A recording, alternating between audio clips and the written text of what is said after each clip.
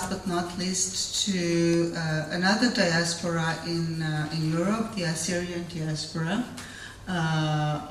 One of the diasporas that Nicola was defining as the invisible diasporas, and I wanted to ask you why, because I could see what you had on your slides, and then you gave exactly the Assyrian diaspora as an example. So we're very pleased to have here the president of the Assyrian Federation in Belgium, so Nahar Arslan.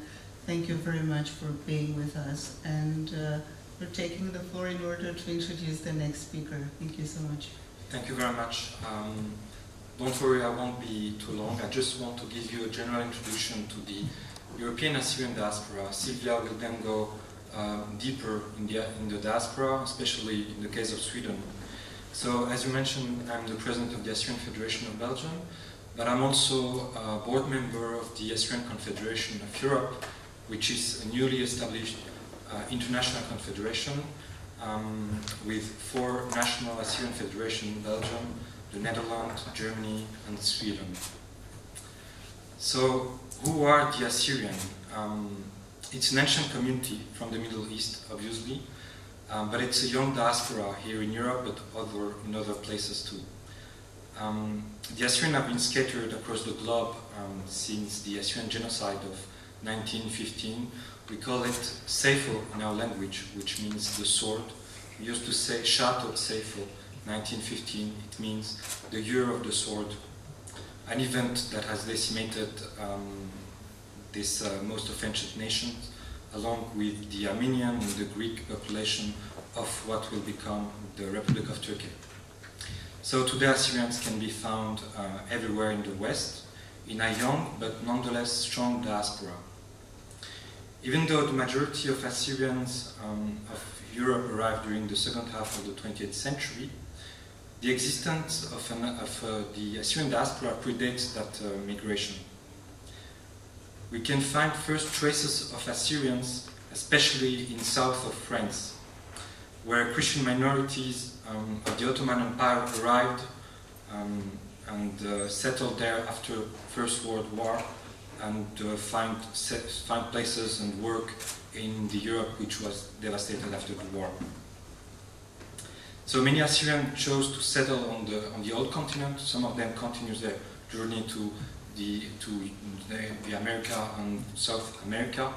It was the beginning of an adventure, or we can even say of a tragedy, because this tragedy continues to be written today with the arrival of the last Assyrians of the Middle East fleeing the scourge of the Islamic State and the oppression by Arab, Kurdish and Turkish government.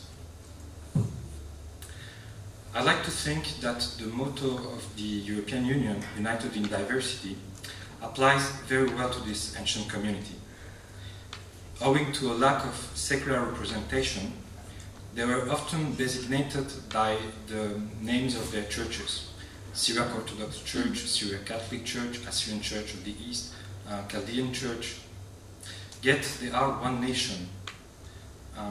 We are Assyrians by culture, by the ethnic, by the language we speak. We are one nation, but with various names. Their glorious past is inscribed in the dry plains of Mesopotamia. And now in Europe, of course, they are a minority, as are the Armenians, the Jews, the Roma, and other communities. We have large communities in some countries of Europe, like Sweden and Germany, but in other countries such as Belgium, the Netherlands, and United Kingdom as well, smaller communities. One common feature of all these communities is the struggle for preservation of the Assyrian identity. As with other European diaspora, the integration of Assyrians into mainstream European society passes through several stages. As Assyrians in Europe continue to grow in number, we are nearly 500,000 people now in Europe, which is not nothing, infrastructure needs to be built to support this community. Schools need to be built also to teach the language, which is very important for us. Cultural centers we need also cultural centers to house and transmit the heritage of this ancient community. We need magazines to communicate with the mainstream, with our communities all over Europe, and to maintain a link between all these groups scattered over the continent. This example addressed the internal aspect of self-preservation, but external measures are also required. Mainstream European society is not aware of the presence of Assyrian in its daily life. So of course it is the responsibility of every European Assyrian, especially the activists and the organizations, that's the role of the newly established Assyrian Confederation of Europe, to promote the Assyrian identity and make European institutions aware of the ongoing tragedy of the Assyrians in their homeland. So the question is, what is the future for the European Assyrian as a diaspora?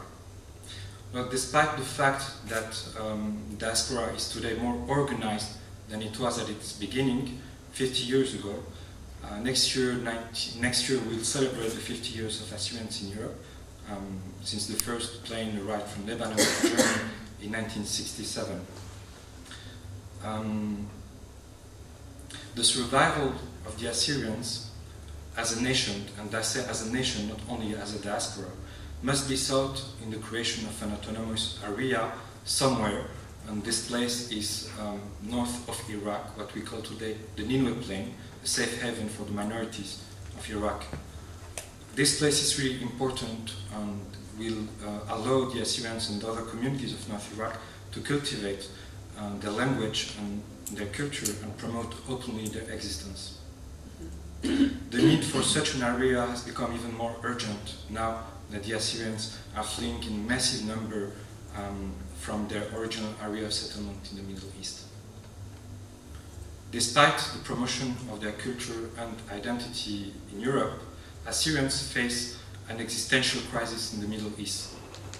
The role played by the diaspora is then crucial for the future of the Assyrians, both in terms of their existence within the diaspora, but also in their central homeland. So as I mentioned before, Sweden is a special case for the Assyrian because it has a larger number of Assyrians in Europe. Silvia Ulloa, who is an American from Costa Rica, anthropologist, was actually focused her study on the Swedish Assyrian community, and she also made an internship at the Assyrian Federation of Sweden, so she's very well aware of this community, and she will now share with you some outcomes of her thesis. Thank you very much.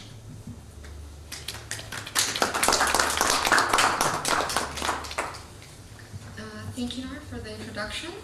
I'm going to follow up on several of the topics that you brought up in the introduction, like the political engagement of Assyrians in Europe, and a bit also this issue with the invisible diaspora, that's brought up by Nicholas and now by you. And as he said, most of my discussion will center on Sweden, as that's where I did my master's thesis research. And it's one of the largest Assyrian communities in Europe. It numbers around 120,000 individuals or upwards.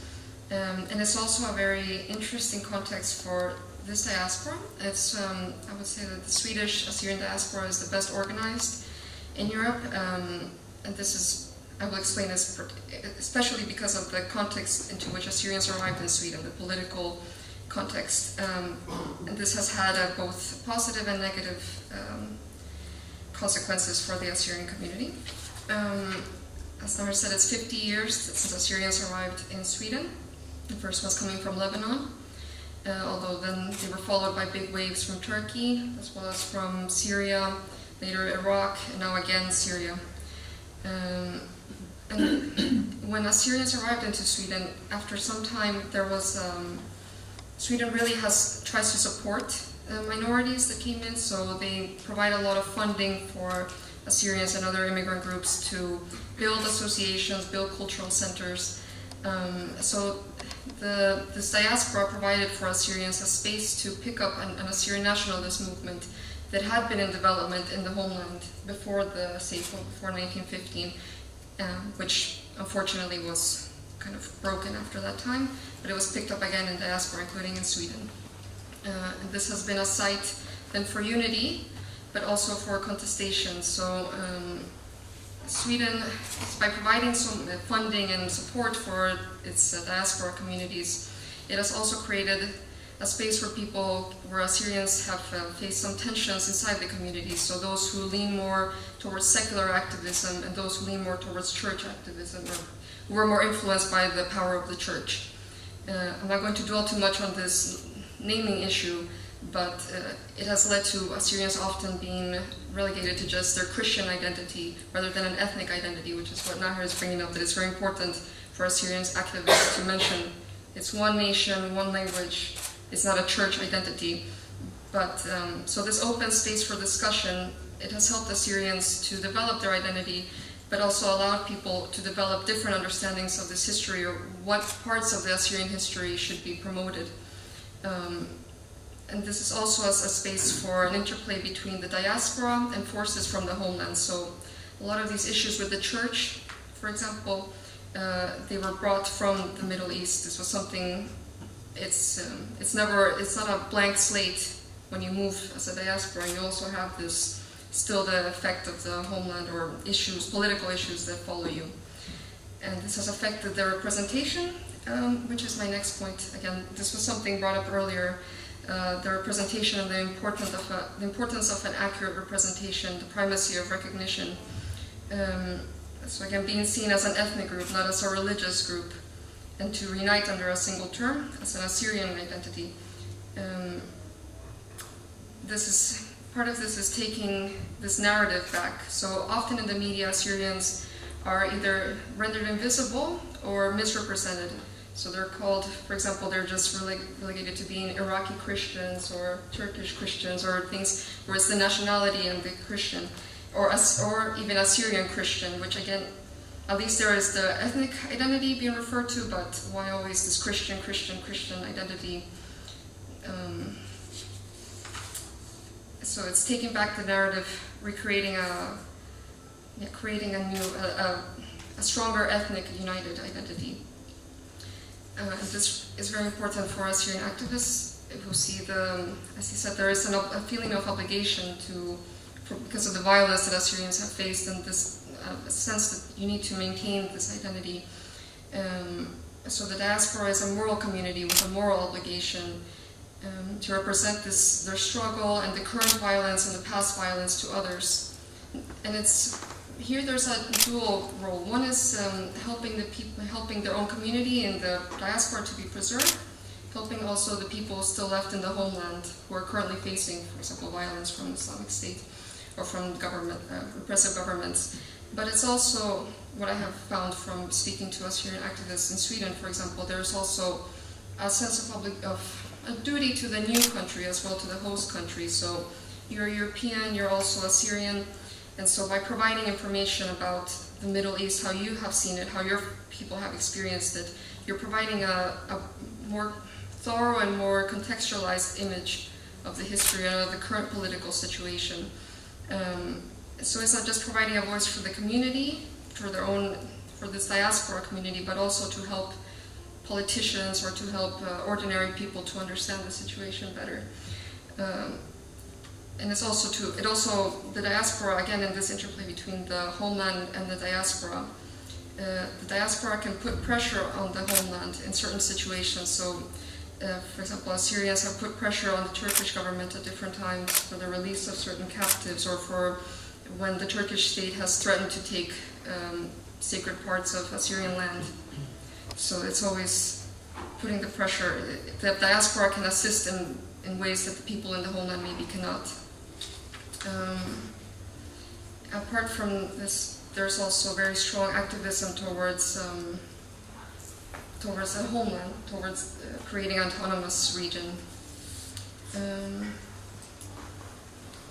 again, this moral community, the feeling of an obligation, is partially why some Assyrians may become politically engaged. Of course, this varies by individual. You cannot say that somebody who is Assyrian in Sweden, there's Syrian politicians who are not engaged with the Assyrian issues, but it can always be a dual role as well. So engaging politically for the purposes of the diaspora, but also for things for the new host country. So the combination of the new context and the diaspora concerns.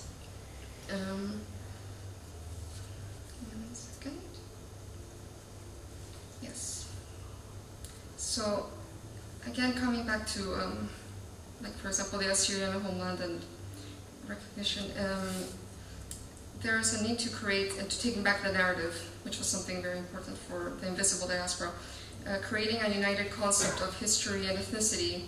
So one thing is a need to teach activists or to teach Assyrians a specific narrative or a very good understanding of their own history and of the aims of an Assyrian movement. So this is something being worked on, for example, by the Assyrian Federation, probably also by in Sweden, but also probably also in other countries, with the goal that an Assyrian activist can very clearly answer and to any questions about their identity or any doubts about their history or about their identity or about the history. And this also helps in the nation building. Building a nation, I don't mean just lobbying towards an autonomous region, although this is very important for helping to keep Assyrians in the homeland, so they don't all end up in diaspora. Already the majority of Assyrians are in diaspora rather than in the Middle East. But it's also, it's very critical for this kind of stateless diaspora to preserve their history and preserve the community. And in one particular thing is, as Nahar was saying, by creating more infrastructure. So in Sweden now there's also quite a big movement to create schools. So there's already a couple of Assyrian profile schools in Södertälje, which is an area that has a very large Assyrian community. I would say that's the central place for Assyrians in Sweden. It's a town a bit south of Stockholm. And there's a school that teaches not only the history but also the language, and it's also a way to, because Assyrians speak the same language but it's different dialects, and these dialects are not necessarily mutually intelligible to one another. So there's a way of bridging the gap and helping to create a united nation even when you are in diaspora, bridging the gaps that were created by boundaries in the Middle East. At the same time that maybe new divisions are being created in diaspora from people who are maybe Assyrians in Europe versus Assyrians in the US or across different countries in Europe. As well, with the longer time that Assyrians have spent in Europe, it seems to become easier for them to be able to organize. So now, as Nahar also brought up, this founding of an Assyrian Confederation of Europe, which was established this year. Of course, as Assyrians, as a group of people, spend more time in the country, they become more familiar with the system. Assyrians can speak many European languages, they're very familiar with the system, so it's easier to, or it makes more sense to begin to utilize opportunities not only in your country, but to create these supranational organizations and to utilize the entire European Union system.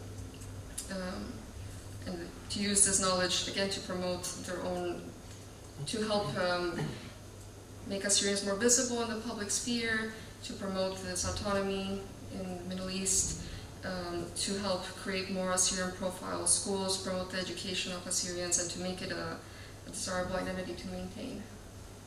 I think, yeah, I tried to cover quite a few things. You basically covered everything that was said in this. I mean, all the concepts that were already covered in this meeting, you merged them in your presentation. So thank you so much.